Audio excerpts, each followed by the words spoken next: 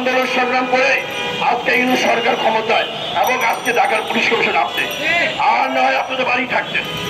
তাই আমি police commissioner সহ আর যারা আছে তাদেরকে বলবো এই উত্তরপূর্ণ কথা বলতে, বিএনপি সম্পর্কে কথা বলতে হলে 10 বার করে মুখে উঁচু করে আসবেন, আর না হয় আপনাদেরকে ছাড়া হবে না, আপনাদেরকে ধরা হবে।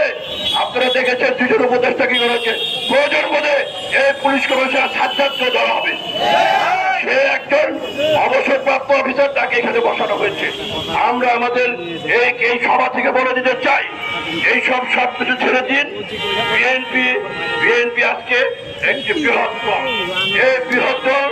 আমরা আমাদের ন্যায্য দাবি, আমাদের ন্যায্য কথা আমরা বলে দিতে চাই।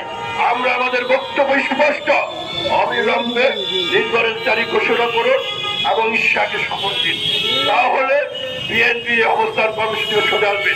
আর না হয় যতদিন আপনারা ইশাকে শপথ না করবেন, 2 উপদেষ্টা প্রতিষ্ঠা করবেন, ততদিন আমরা রাজপথে অবস্থা ধর্মঘট করব।